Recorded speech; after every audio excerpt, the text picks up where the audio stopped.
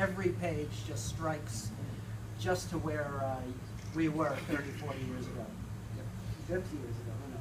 And we're happy that Mark Voger is here to accept the award for Best Book. All right, thank you.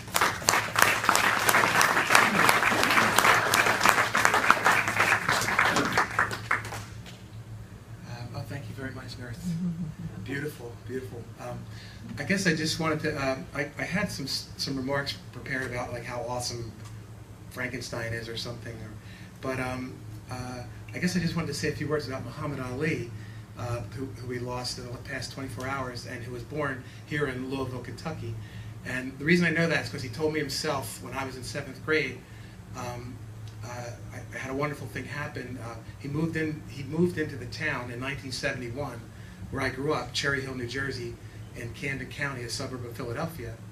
And there was, in the kid grapevine, there were Ali sightings. He was outside working with the groundskeeping crew, and sometimes he'd stop all sweaty and sign autographs for kids. So me and my little brother and another friend rode our bikes to his mansion and knocked on the door, and butler answered, and may I help you, gentlemen? And he was, we all straightened up, because he was, so rigid, and he was in a tuxedo.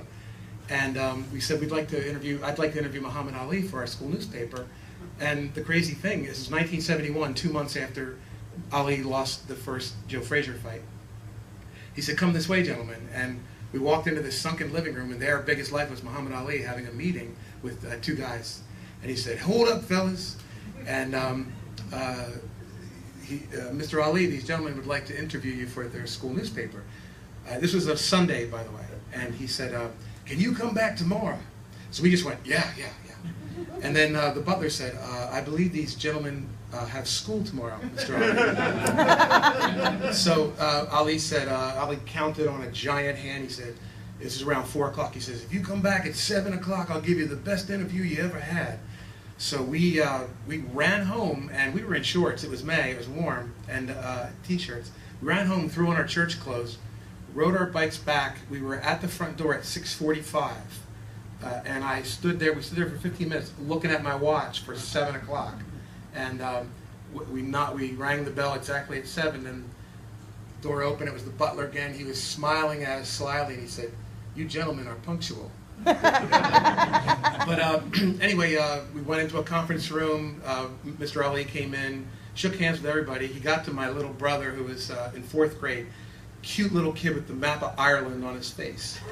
And after shaking hands and smiling at everybody, he looked at my little brother, this cute little kid, and he made the mean Muhammad Ali face that he does in the ring, like the super scary eyes, and he put his fist right in front of my brother's face, and it was about the size of my brother's hand.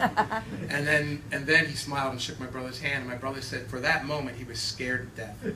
But anyway, the reason I wanted to also mention him is that what happened was I was a nerdy kid. I wasn't popular, good-looking, athletic, but I was the editor of the school newspaper, a little mimeograph thing at Catholic school, Holy Rosary School.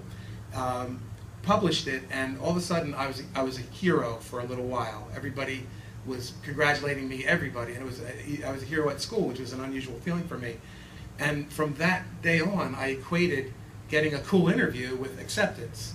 And so I spent my entire career as an entertainment reporter in newspapers, and Monster Mash was a result of that, because if you've seen it, and I do have copies here, it's full of interviews with, like, Bobby Boris Pickett and the Munsters and the Addams Family, and Zachary and Jim Moore and Forey Ackerman, all that kind of stuff. And that was really a result of what happened when I was in 7th grade in 1971 with Muhammad Ali. And I'm going to quote him. I said in the interview, I said, "Do you have any advice for the children of Holy Rosary School?" That was my last question. And he said, and I think his words hold up, he said, I can do a flawless impersonation because my dad forced me to play the tape for every aunt, uncle, neighbor, delivery man, random stranger asking for directions. "Hey, play the Ali tape, automation's taking over, get your brains ready, choose your profession while you're young, like I did boxing at 12, and by the time you're in your 20s, you'll be well perfected." And it was a great gift he gave me that day, and I think it led to everything that's happened since for me. Thank you very much, Rondo. This is a huge thrill. And I just watched Rondo Hatton in the Oxbow incident. Wonderful, wonderful. He is a hero. You have to really love monsters and monster movies to know this guy. So thank you very much, and I appreciate it very much, and I'm thrilled and honored.